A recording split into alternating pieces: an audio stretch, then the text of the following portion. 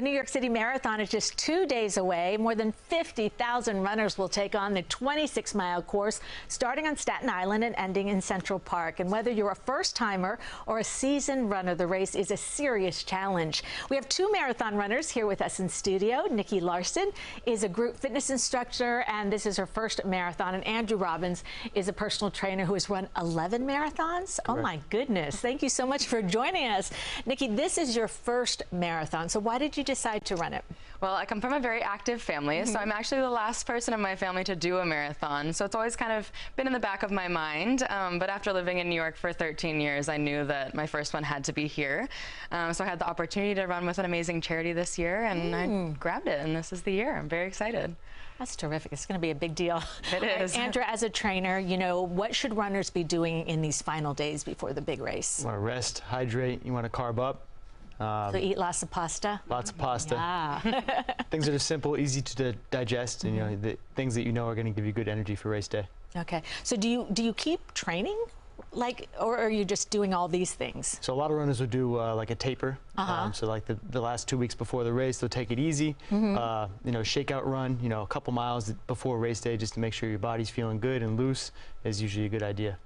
All right, so let's talk about the mental aspect, because that's so much, you know, what it's about. How can they calm their nerves and stay positive doing something so tough? I mean, the New York City is a challenging race, but it's so much fun. I mean, the energy of the crowd.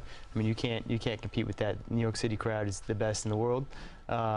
So I think, you know, just having fun with it, not putting too much pressure on yourself, especially for the first race, and just, you know, making it fun. All right. And Nikki, what are you most excited for? I think, like Andrew said, the energy of the day. You know, I've been a spectator for many years, so I can only imagine that's going to be that energy tenfold as a runner. So I'm just excited to enjoy the whole experience. And Andrew, you've run the New York City Marathon. I mean, how many times? Run it 4 times. 4 times. Okay. What is the toughest part of the course? And then what is your favorite part of the day? I think the toughest part of the course is definitely the second half. The first half is, you know, pretty easy, flat. Once you get to the second half, you know, going up the Queensbridge is pretty challenging. But I think when you get into the Bronx, that's the most challenging part. That's when you see a lot of runners on the side of the road cramping up. So my advice to people running for the first time is always, you know, be conservative in the first half, you know, cruise. And then that second half, you want to have that juice left over to really finish strong. All right. So, Nikki, how far is the farthest that you have run so far in all this training? I did 20 miles, so that was my longest run. And how did that feel? As good as 20 miles is going to feel. Yeah, I finished it, and I was like, you know what? If today was the day, I could have done 6 more. So I feel as ready as I'm going to be, and yeah, I'm really excited for Sunday. All right, and Andrew, for first time, because a lot of people, I'm sure it's the first time they're going to run it.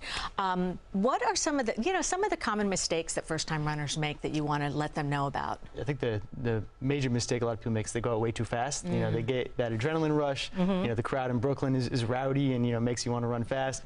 And then you get into that second half of the race, especially once you get past the Upper East Side into the Bronx, and you see a lot of people just start to cramp up. You know, they left too much out in the beginning of the race. Yeah. So I think just, you know, take it easy, cruise in the first half, save your energy for the second half of the race. And what about, you know, don't they use those gel packs and the water and all that sort of thing? I mean, is that something you continuously do during the race? Sure. My strategy is I usually alternate between water and Gatorade at each station, so I want to stay hydrated, don't want to cramp up. You don't want to experiment with new gels. You want to, you know, make sure that you found something that works really well for you and continue to do that on race day. All right, Nikki, your family's going to be out there cheering you on. Virtually, but my chosen family, my friends that are living here will be out there cheering for me, yeah. Oh, that's wonderful. Well, good luck. Thank you. This is going to be really exciting, and I can't believe you've run 11 marathons.